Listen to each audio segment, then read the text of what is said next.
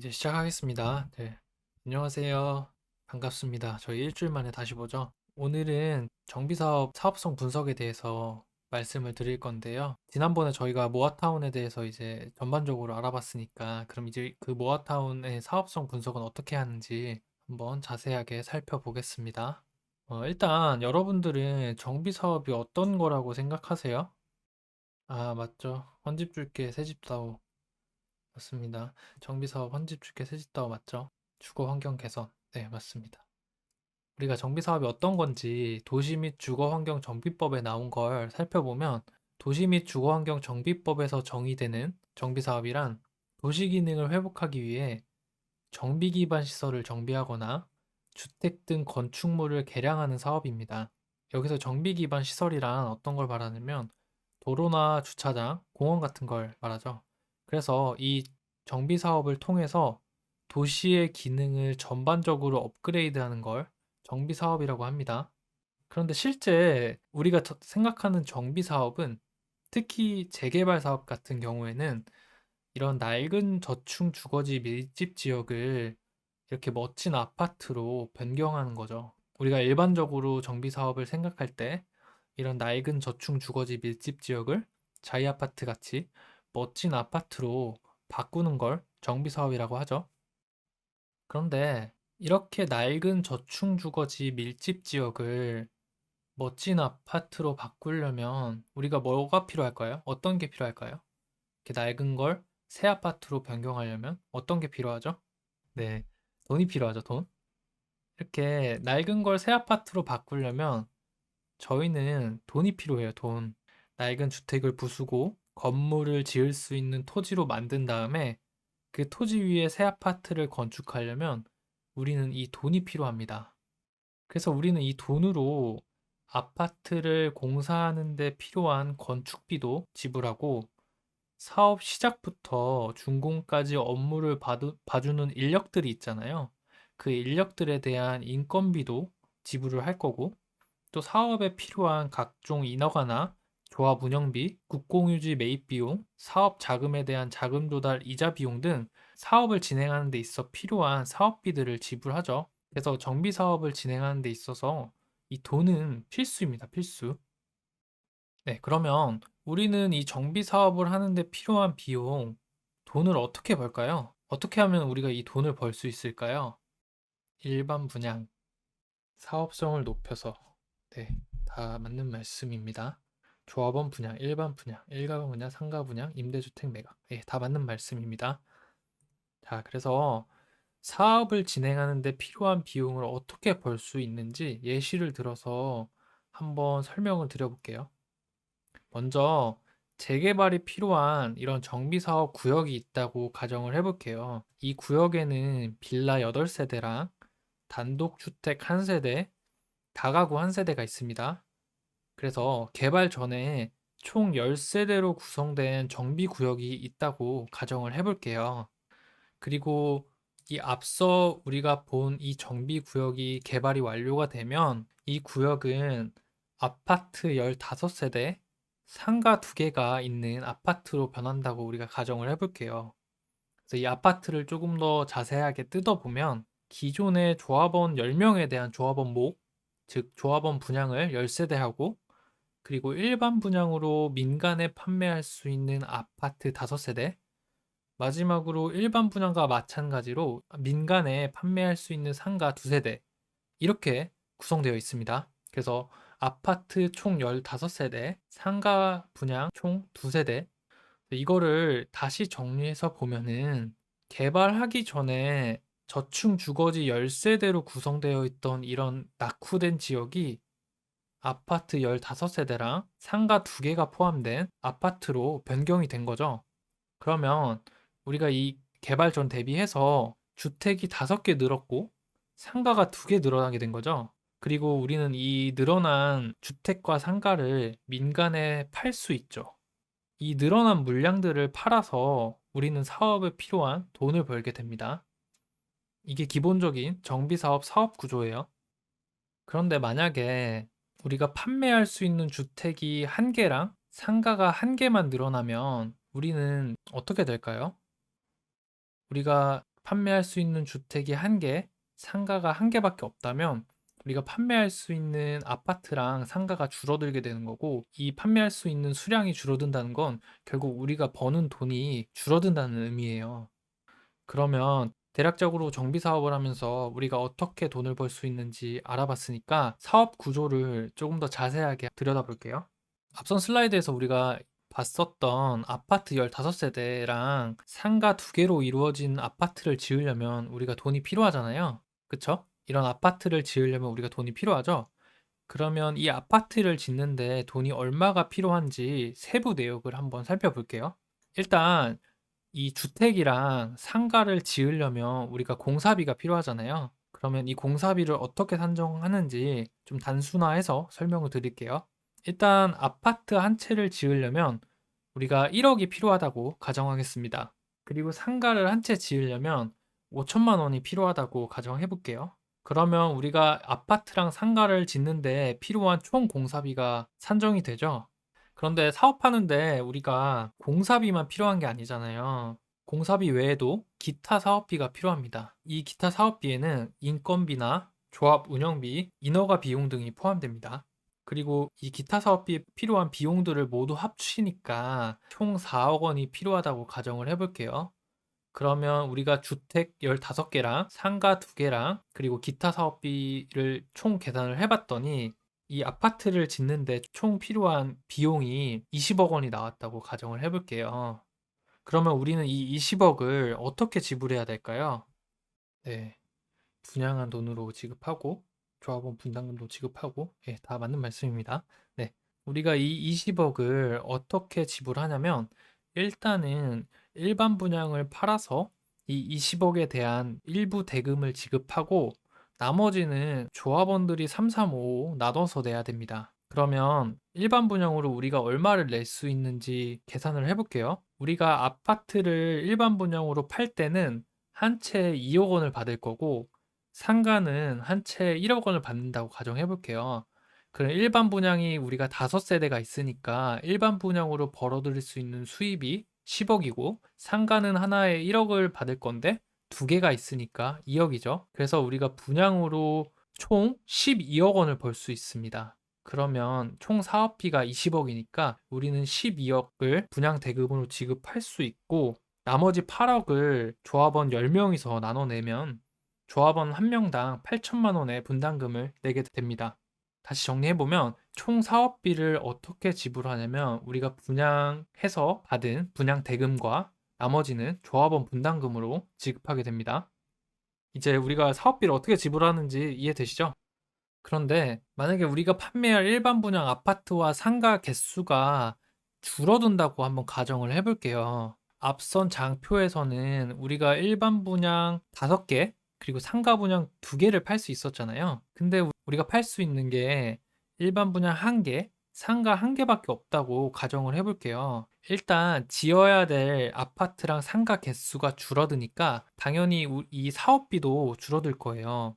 기존에 아파트 15세대랑 상가 2개를 짓는 거에서 아파트 11세대랑 상가 1개를 짓는 거로 바뀌었으니까 우리가 이걸 계산해 보니까 사업비가 15억 5천만 원으로 줄어들었어요. 이제 우리는 이 15억 5천만 원을 지불해야겠죠? 먼저 민간에 판매할 일반 분양으로 얼마의 수입을 거둘 수 있는지 한번 계산을 해볼게요. 앞서 살펴봤었던 거랑 똑같이 일반 분양으로 판매한 아파트는 2억 원을 받을 거고 상가는 하나 팔아서 1억 원을 받을 거예요. 근데 일반 분양 세대가 우리는 한 세대밖에 없죠. 상가 분양도 한 세대밖에 없고 그래서 일반 분양과 상가로 우리가 벌어들일 수 있는 총 수입이 3억밖에 되지 않습니다. 그러면 우리가 12억 5천만 원을 조합원 10명이서 나눠서 내야 되기 때문에 1억 2,500만 원을 각 조합원당 지불해야 됩니다. 이걸 보니까 어떤 생각 드시나요? 네, 일반 분양수가 많아야겠죠. 그래서 이 두 가지 예를 들은 거를 우리가 정리를 해보면 민간에 판매할 수 있는 아파트나 상가의 개수가 줄어들면 이 조합원들이 내야 되는 금액이 커지는 걸 보실 수 있죠. 그래서 민간에 판매할 아파트나 상가 개수가 많으면 조합원 분담금이 이렇게 적어지고 그 개수가 적어지면 조합원 분담금이 많아집니다. 이걸 다시 정리 한번 해보면은 우리가 재개발 사업을 다 진행해서 판매할 주택과 상가의 개수가 많으면 우리는 돈을 많이 벌 수 있고 그걸 사업성이 좋다라고 표현합니다.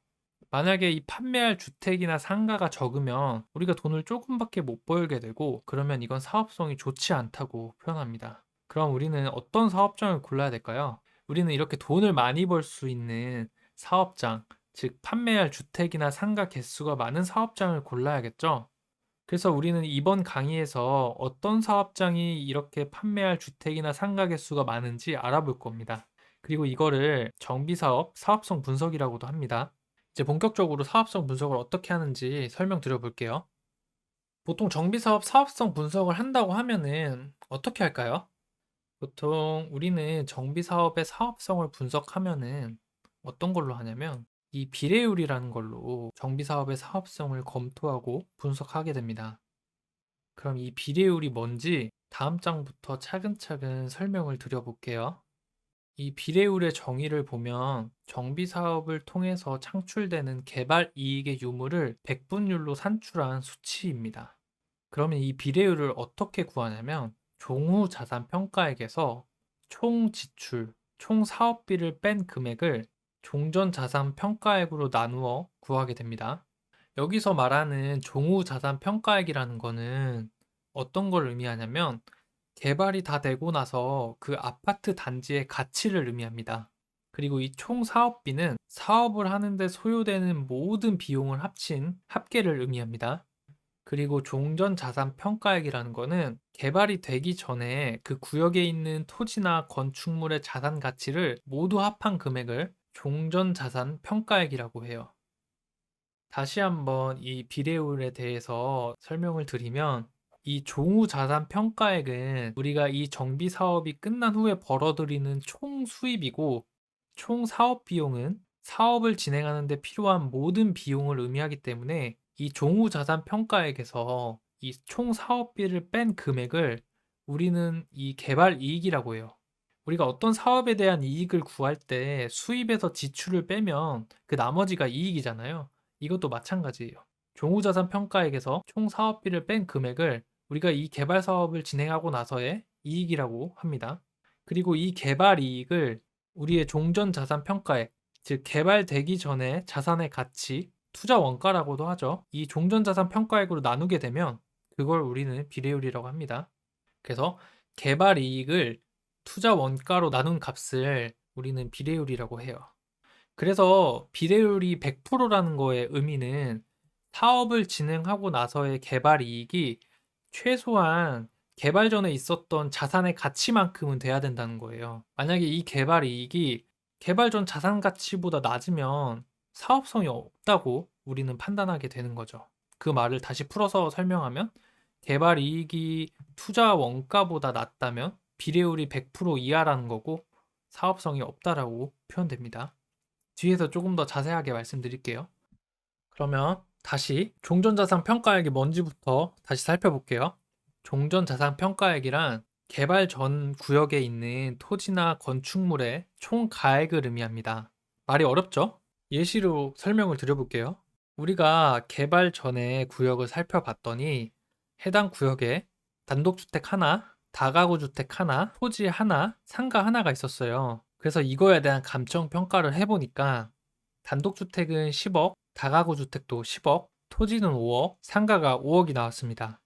그러면 이 구역의 종전 자산 평가액은 이 구역 내에 있는 모든 건축물과 토지에 대한 감정 평가액을 합친 금액인 20억이 될 거예요. 왜냐면 단독 10억, 다가구 10억, 토지 5억, 상가 5억, 이거 다 합친 금액이 20억 맞죠?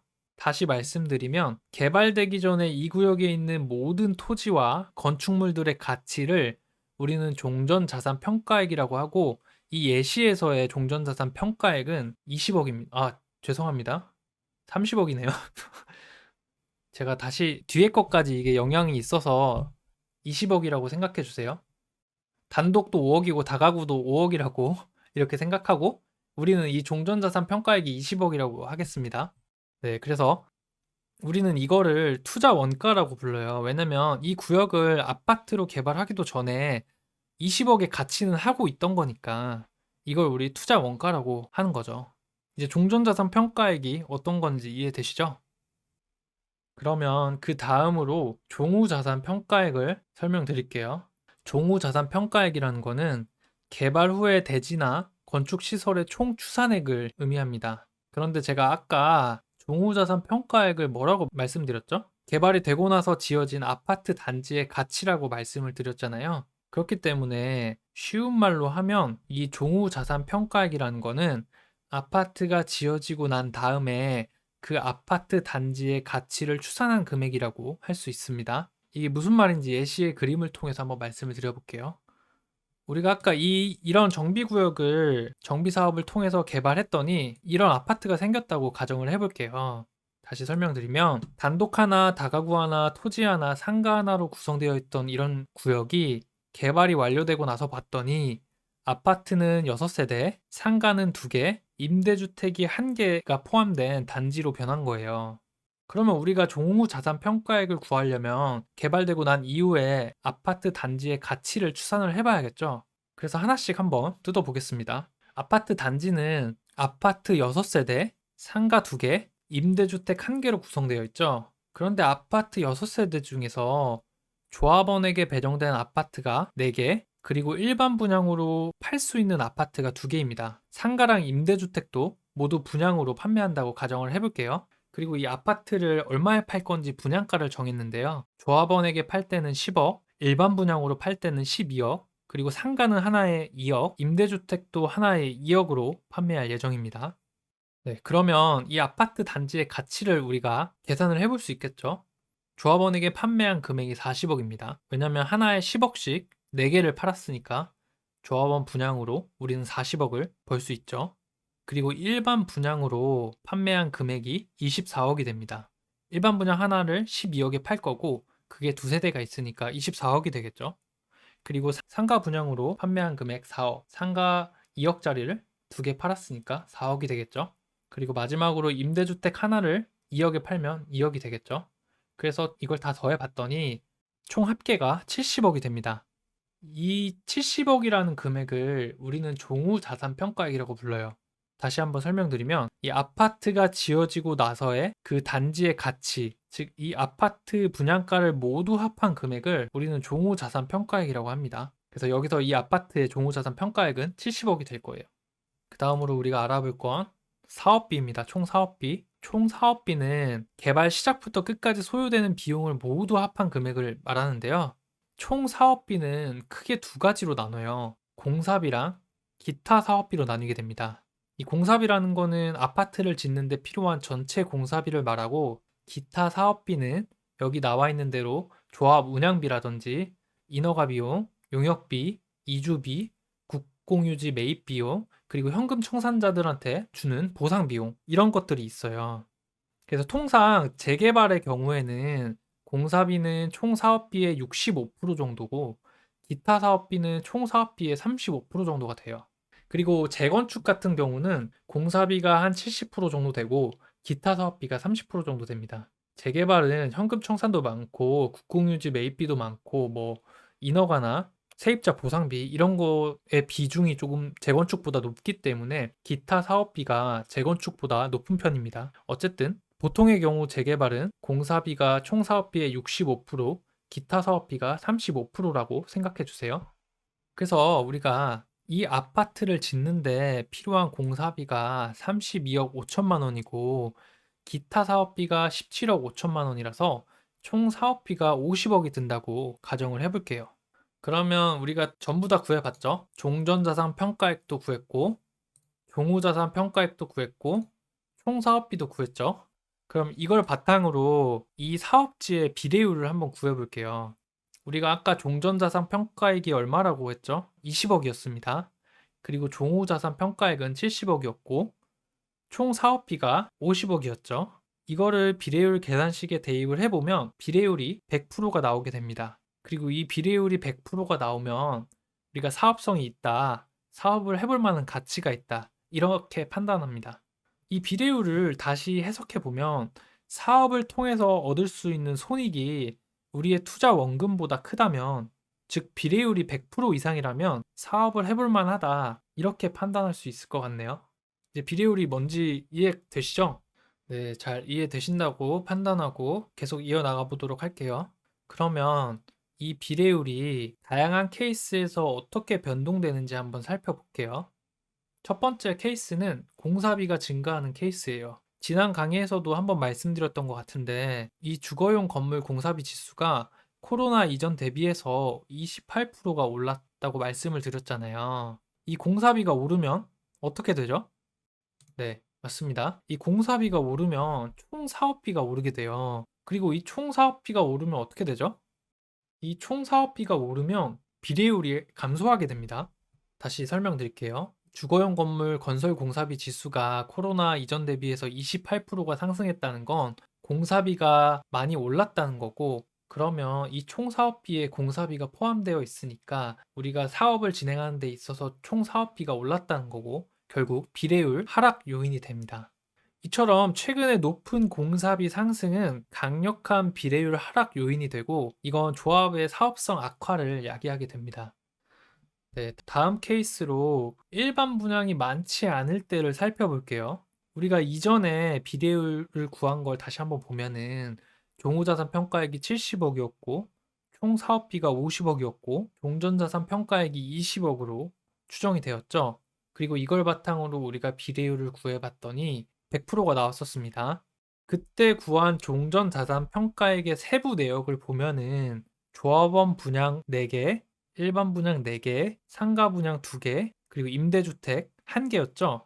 그리고 이거에 대한 분양가 총 합계를 우리가 종후자산 평가액이라고 했고 계산을 해보니까 70억이 나왔었어요. 그런데 만약에 여기서 일반 분양이 1개 감소하면 어떻게 될까요? 이전에는 일반 분양이 2개였는데 만약에 우리가 팔 수 있는 일반 분양이 1개가 줄어들면 종후자산 평가액이 70억에서 여기 58억으로 이렇게 줄어들게 되죠. 왜냐면 일반 분양으로 팔 수 있는 게 1개 줄었으니까. 그럼 이 줄어든 종후자산 평가액으로 다시 비례율을 계산해 볼게요. 종전자산 평가액은 똑같죠? 20억. 그런데 종후자산 평가액은 일반 분양이 한 세대가 줄었으니까 58억이 됐어요. 그리고 총 사업비는 아파트 한 채만큼의 공사비가 줄었으니까 45억이 됐다고 가정을 해볼게요. 왜냐면 한 채 공사비가 5억이라고 가정하고 이 5억을 차감한 금액입니다. 그래서 이걸 바탕으로 우리가 비례율을 계산을 해보니까 비례율이 65%가 나왔습니다. 일반 분양이 하나 줄었는데 비례율이 65%가 나온 거죠. 어쨌든 이거는 조금 극단적인 케이스를 제가 설명을 드린 거고, 우리가 핵심으로 알아야 될 거는 일반 분양 물량이 줄어들면 비례율이 이전 대비 하락할 수 있다입니다. 마지막으로 공사비가 증가하고 일반 분양이 감소하는 케이스는 어떻게 될까요? 일단 공사비가 증가하면 어떻게 된다고 말씀을 드렸죠? 공사비가 상승하면 총 사업비가 증가한다고 말씀드렸습니다. 왜냐하면 이 총 사업비에 공사비가 포함되어 있으니까요. 그리고 일반 분양 개수가 줄어들면 어떻게 된다고 말씀을 드렸죠? 종후자산 평가액이 줄어들게 된다고 말씀을 드렸죠. 그래서 이거 두 개를 종합해 보면 공사비가 늘어나면 총 사업비가 증가하고 일반 분양이 줄어들면 종후자산 평가액이 감소하게 돼서 비례율이 큰 폭으로 하락을 하게 됩니다. 최악의 케이스죠. 깜찍이님이 말씀하신 대로 최악의 케이스인 거죠. 공사비는 증가하는데 일반 분양이 감소한다는 거. 그래서 우리가 최근에 공사비가 상승하고 있다, 너무 올랐다 이런 얘기 한번 많이 들으셨을 거예요. 뉴스에서 아마 많이 보셨을 텐데 이 공사비 상승이라는 거는 특정 사업장에 한정된 게 아니라 서울, 부산, 대전, 대구 뭐 전부 다 모든 사업장에 공통적으로 적용되는 큰 이슈예요. 그런데 이렇게 공사비가 상승하는 와중에 일반 분양 물량마저 적어진다면 어떻게 될까요? 우리가 앞서 살펴본 케이스 3, 공사비는 증가하는데 일반 분양이 감소하는 최악의 케이스가 되겠죠. 그리고 비례율이 많이 하락하겠죠. 그렇기 때문에 우리는 수많은 정비 사업지 중에서 이 공사비 상승의 영향을 그나마 덜 받을 수 있는 일반 분양이 많은 사업지를 찾고 되도록 그곳에 투자를 해야 됩니다.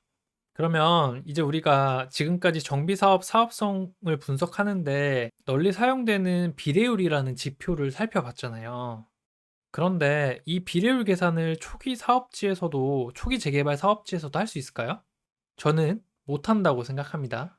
왜냐면은 초기 재개발 사업지의 경우에는 사업비 예측이 어렵고 더군다나 종전자산 평가액이라는 거는 감정평가가 이루어져야지 우리가 알 수 있는 사항인데 이 감정평가를 언제 하게 되죠?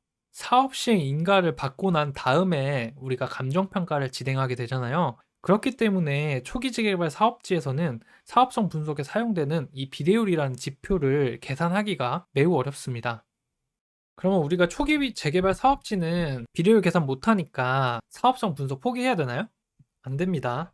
초기 재개발 사업지일수록 사업 진행에 대한 리스크가 크기 때문에 최소한 사업성이 어느 정도 보장되어 있는 구역을 우리는 사야 돼요. 그러면 초기 재개발 사업성 분석은 어떻게 해야 되는 거냐? 우리가 이 방법을 알아야 되잖아요. 저는 이 초기 재개발 사업성 분석을 어떻게 할 거냐면 먼저 우리가 사업지의 주택 공급 계획을 분석할 거예요. 우리가 이 주택 공급 계획을 분석하면 그 사업지에서 일반 분양이 몇 세대나 나오는지 계산할 수 있겠죠. 그래서 일반 분양 물량을 먼저 계산하고 그 다음에 해당 사업지에서 일반 분양을 하면 얼마나 받을 수 있는지 일반 분양가도 예측을 할 거예요. 그러면 우리가 일반 분양 물량과 일반 분양가를 모두 알 수 있게 되죠. 그 데이터로 우리는 일반 분양을 했을 때 매출을 얼마나 일으킬 수 있는지 계산을 해볼 겁니다. 이 일반 분양 매출이라는 게 뭘까요? 이 일반 분양을 팔아서 얻을 수 있는 매출이라는 거는 결국 돈이죠.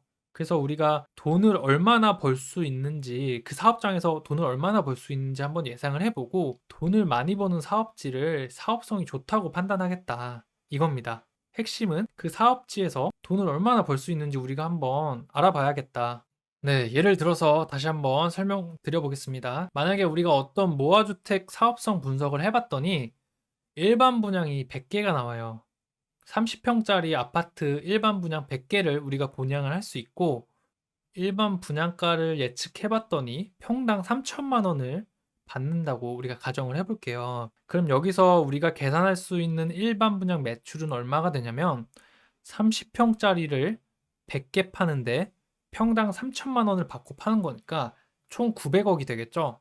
이렇게 우리가 일반 분양 매출을 계산할 거고 이 매출이 높은 사업지들을 우리가 사업성이 좋은 사업지라고 정의를 할 예정입니다. 그럼 본격적으로 그 방법에 대해서 한번 알아볼게요.